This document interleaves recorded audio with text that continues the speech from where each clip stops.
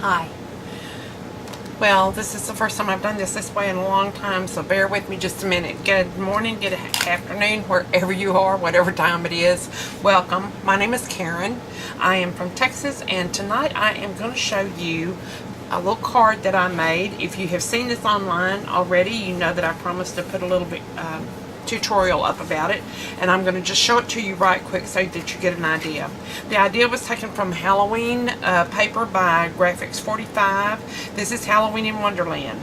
Tonight we are going to remake the little card that I have made and that I'm going to show you in just a second, but we're going to use the Wizard of Oz paper that Graphics 45 came out with, just so I'll have something a little bit different and we can show you. Now this is just a little quick, I called it a no stress, no frills, no nothing. It's just a cute little card that the paper just kind of talked to me, and that's why I liked it so much. First of all, this is all paper from Country Craft Creations, and as we walk through the night, you'll see that little banner on some of my things. I do not in any way are they responsible for anything that you're going to hear.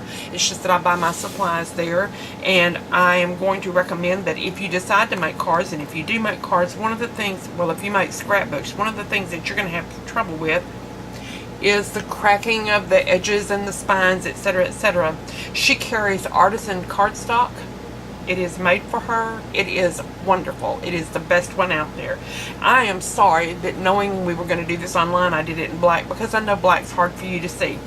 This is a pop-up, and it is going to not have a pull, not have a mechanism of any kind, except just a little fold in the middle. So as I'm going to pull this up so you can see it just a little bit, and I want you to see the different angles so that you're going to see this is the most simple card I honestly believe I have ever made, but I'm really in love with it.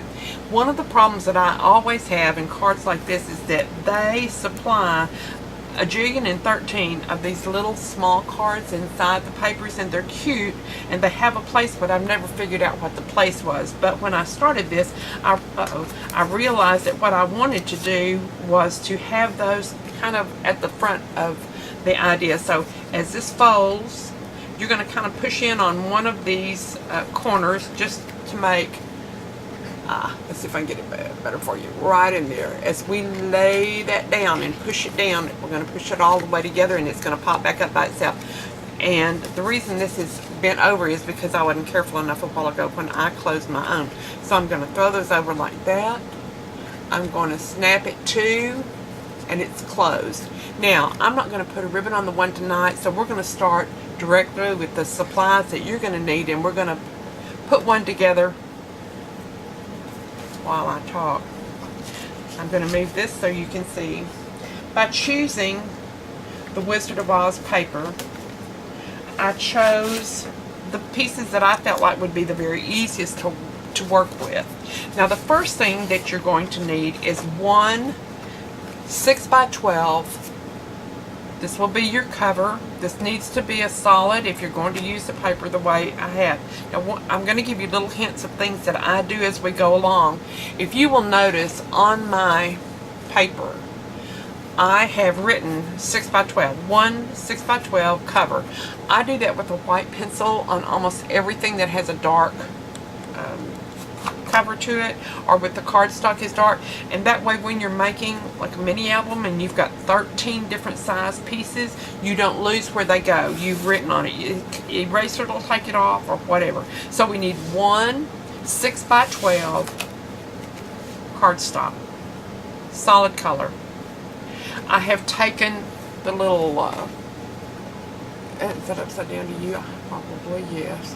I've taken one of the little sheets that I really chose the green for this reason, because I love this, but it was so busy I was afraid that I would get all of these little things involved with these little things, and pretty soon we'd have such a mix-up we didn't know where we were going. So this is one 5.5 by 11.5.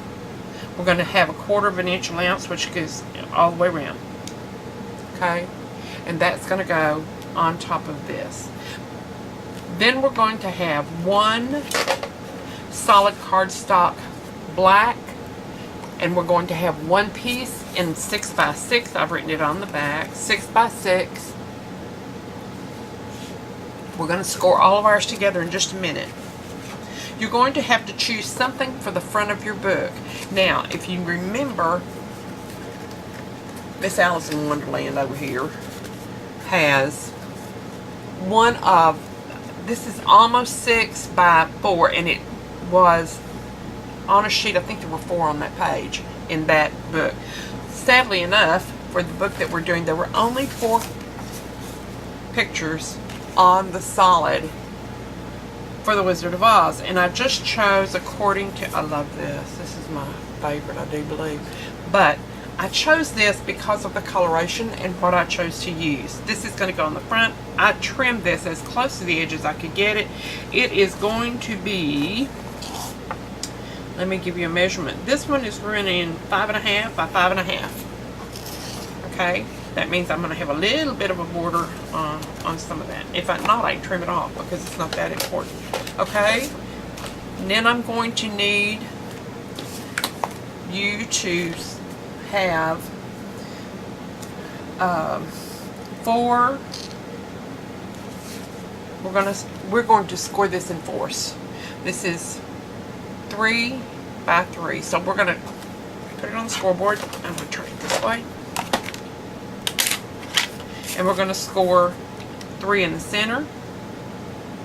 I'm going to give it half a turn, and I'm going to 3 in the center. So I have 4 3 by 3 blocks. Now I want you to take your ruler and draw from one corner to the other corner with a white pencil on the black. And I will show you why. I want you to flip it over, and I want you to take the pen, and I want you to do the back side, or the white pencil, and do the back side also. And this is where I'll show you.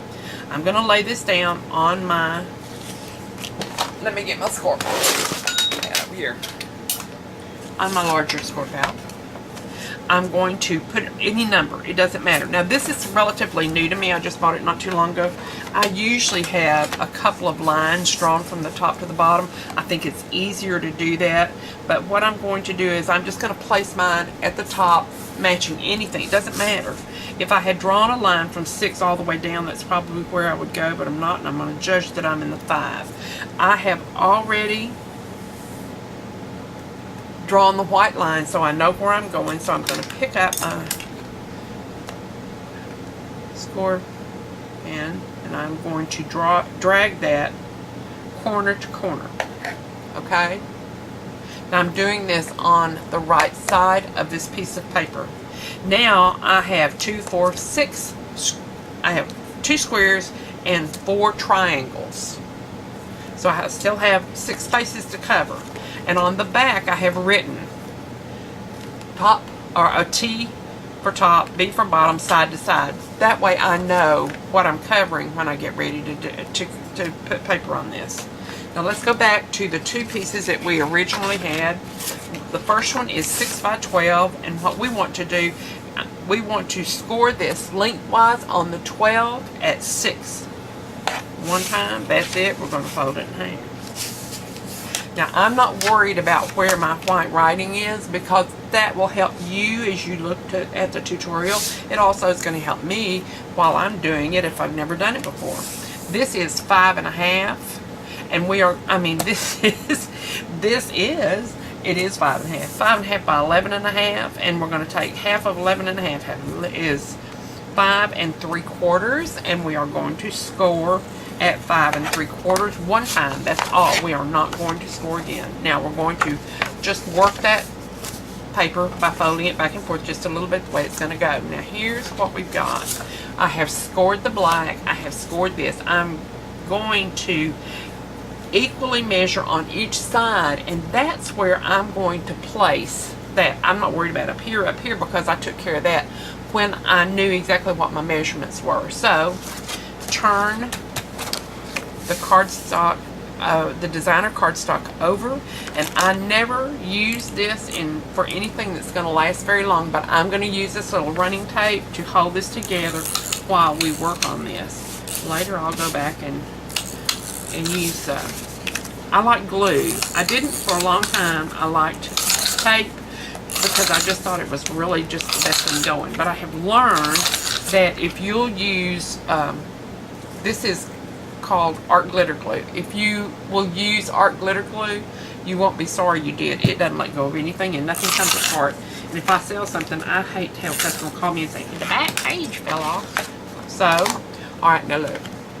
I've got this in my hand. I folded it in half. I've got the sticky on the top and the bottom. And I'm going to take this piece and fold to fold. I'm just going to lay it on there. I'm not going to go, oh, is it perfect, because I'm not perfect. I don't, you know, I want it to be pretty. I want it to be look as good as it possibly can, but I also don't want to spend the rest of my life matching that fold, and I don't have to do that. Now I'm going to turn this over again, and I'm going to use my score tool.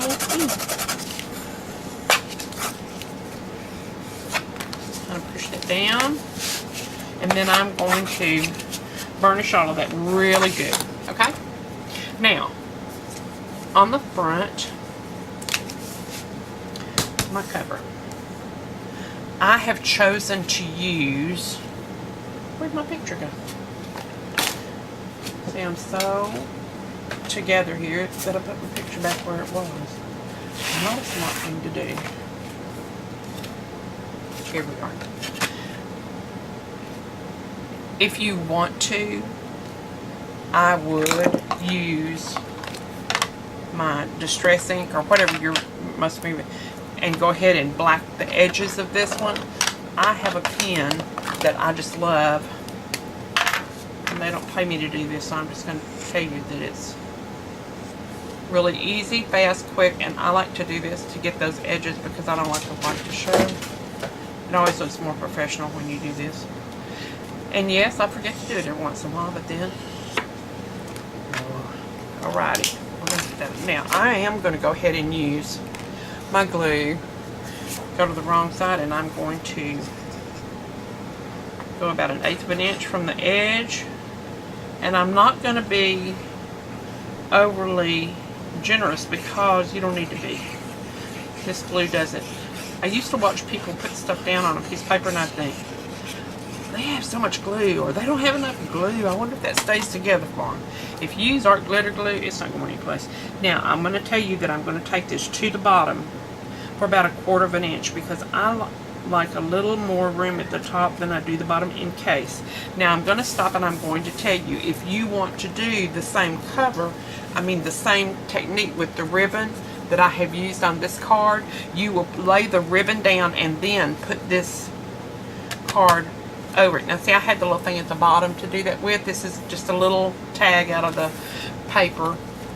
I should have, I guess, put it underneath this one. I didn't. But since I don't have room on this, the best thing for you to do at this point is to put it underneath whatever your paper is, if your paper is large. If you want to put a magnet, you can, but really cards are, I'm going to tell you, they just don't seem to be worth a magnet.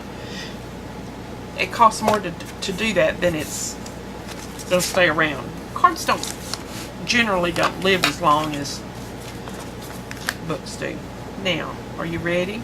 We're going to take the piece of paper that we divided into 4 equal sections, and then we did 2 side pieces.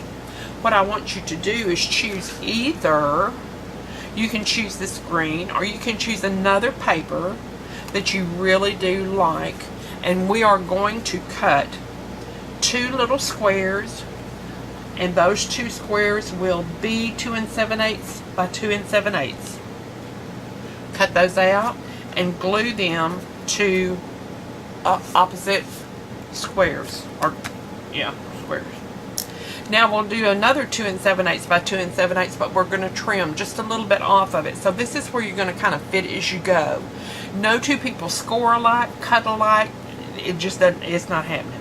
So what I'm getting at is when you get into a real small space like this, you may go ahead and cut those 2 7/8 and then cut them in half and then trim just a little bit off.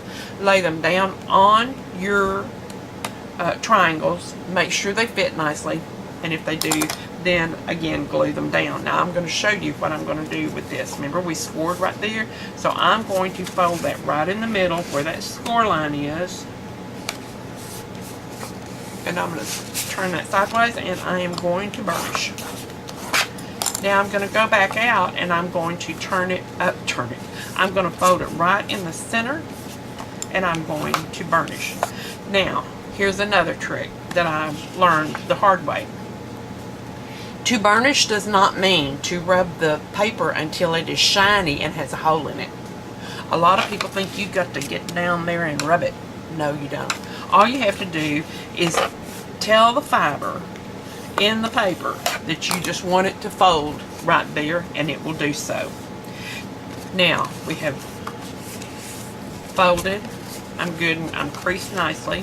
So, I'm going to push my finger in. If you've done a twist and pop, same idea. Very same idea. On these two opposite corners that we have divided in half, push the center section in toward the opposite side so that they meet. Can you see? See, this is why I hate black. I know. Alright, and then push the outer edges in so that you have one little 3x3 square, but that 3x3 square, when pulled apart, will give you 4 points in the air. Okay? If you turn it over, the points are going to go down and you just got 1 point in the center. That's the back. You want the front. Okay? Now, take your book. Lay it down with the top away from you, the bottom toward you, and see this T on the bottom that we wrote top and bottom. This is top, this is bottom. I'm going to put this right here. I'm going to glue mine. I can put my little pictures on later, and you can too, but right now let's just put it on there. Probably in 10 minutes I'm going to wish I'd done it. Okay, I'm going to go dead center with the point exactly like I did the twist and pop. If you haven't done that, there are 1,300 ways to do those too, but this is really about the easy. You have a framework that we're not going to have. Now, what I'm going to do is I'm just going to put some, no, I'm going to put glue. Let's just do it right. I'm going to put some glue on this. Not on the card. Let's do it on the cardstock. Wow, that's a new thing. Now, I'm going to take the top and I'm going to turn it over that, making sure that I've caught my little point and that my point is not trying to push through my card top or the seam that it forms. Now I'm going to hold this just a second and let it begin to dry. This typically doesn't take 3 forevers. It just does it, you know, pretty quick enough to work with it. Okay. Now let's pull the card open. Okay. Now let's pretend I've already covered all of these squares. Okay. I'm going to write where this is going to go because I do have to put that color on there before I can go ahead, or the cardstock back on there before I can go ahead and put my cards in. And since I have misplaced my pencil that I love so much, it's probably over at the cutting table, I'm going to tell you this. When I glued my little cards on, I chose to trim them. Now, if you look, there's not a whole lot of black around the edges of my cards. I trimmed that off because I didn't need the black, number one, as far as space. I needed the size of the card to be right, not so much the height of the card. Okay, so I trimmed that off. Now I've got 5 cards. I have this one will be I'm going to start on this point, and I start with my little cards that are over here. And give me 1 second and let me pull this back together. I think I put everything under my, nope, I didn't. Yeah, here they are. when they're turned upside down, the little ghost is the one you see, and it's kind of bland, and I didn't see it very well. Okay, so I start with the heroine, and that is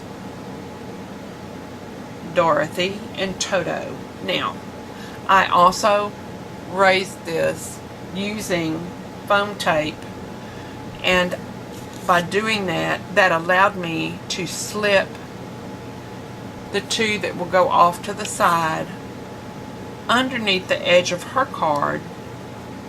And if you want to raise those a little bit, you can raise this double the width of your tape and these single the width, or these can be glued right down to the card stock, and then this one will be raised. Okay, now we're going to take these two cards, and we are only going to glue them about 1/8 of an inch, or about 1/8 or 1/4 of an inch from the edge of the black cardstock to the edge of the little tag. You only glue it from the first crease at the bottom that it's going to rest on to this crease. So when you glue that on there, you're going to glue it at that angle. You're not going to glue this all the way down. It won't work. It looks funky. So what I want you to do is I want you to take your other two cards, and I want you to glue them only about halfway on the card. You almost can come up about 1 inch and draw a line up to the top corner, and that's going to be about what you have glue on to glue to your triangles. Now, pretend these are in place, and I have to have something at the bottom because I have to have an anchor. And I chose to mat and use, I thought this was really cute. It's the little piece off of the other paper. It's the card. And I used my corner chopper, and I did not use the the photo thing, stub. I used a scallop. I scalloped black cardstock. I scalloped the edges of that, and that is going to glue right there. Now, I didn't leave you a place to really sign this, but what you can do is right at the bottom of that, and I've got a die. Let me show you the die so you'll understand what I'm talking about. Right back.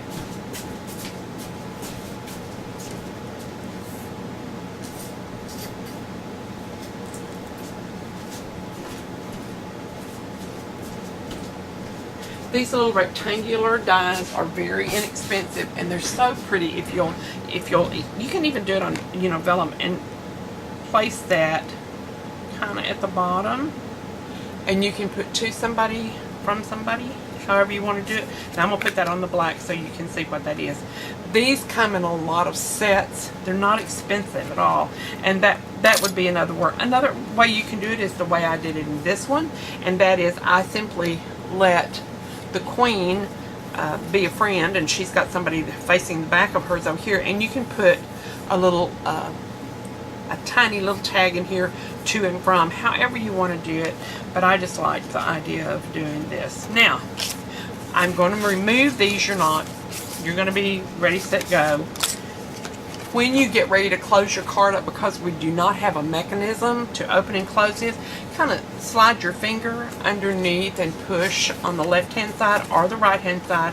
When you do that, you're going to force this card to go down, and that's what you want it to do. You want it to lay flat and not catch. Now I do mine so I go underneath that other side, but it's not necessary to be that particular. That's just me. And then you close it, and when you open it up, you will have one that was under. This one is going to be over the top. It will rest here. In other words, this card is going to rest underneath the other point.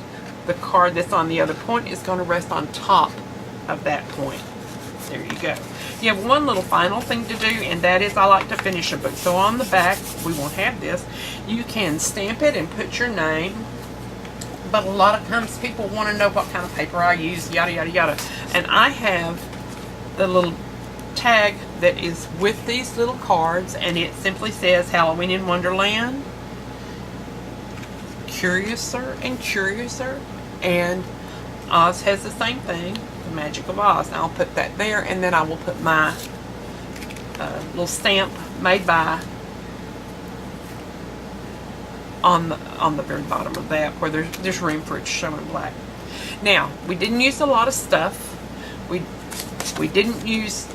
used 2 pieces of paper, really, because we didn't use all of this, but we did use half of the green, and then we used another 6-inch square. So really you have a 6x6 square left, a little more than that, of the green. You've got half of the cardstock and the black left. Alrighty, that should do it, guys. That's it. If you have any questions, please write them below, and I will try to answer everything for you. I'm going to review one more time. You are going to need 1 piece of 6x12 cardstock that will form the cover of your card. You're going to need a piece of 5.5 by 11.5 decorator cardstock for the interior of your card. We're going to have a 1/4 inch allowance, but we're going to lay those together, so we're not going to worry about it. And I'm talking about around from the decorator cardstock laying on top of the other. You're going to need 1 6x6 black cardstock square is what we've used on this one. You will use, of course, something that matches your card. I'm going to add, while we're doing this and I'm talking about that, there's not a lot of room in this. If you wanted to put a lot of flowers or decorative items, there would have to be an adjustment in the square that we start with, and I did not do that because I was doing flat. So we'd have to work that out some other way. I don't know quite how to do that just yet. Probably something in the mechanism, add some space. You're going to need, let's see, excuse me, decorated cardstock for the cover. Don't get it too large. You're going to need ink and a sponge to do your edges of your little cards. You're going to need glue, double-sided tape, scissors, scoreboard, score tool. I used corner chomper. That's up to you. It doesn't have to be this kind. It can be anything, but I just like those because they last a long time. Ribbon or your choice of closure.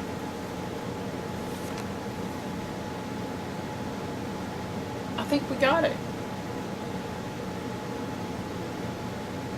I'm looking over here to the side to make sure that I didn't forget anything. Paper, cutter. No, we got it. Okay. If you have any questions, yell at me. Thanks for joining me. I really appreciate it. And thank you for coming. Bye-bye.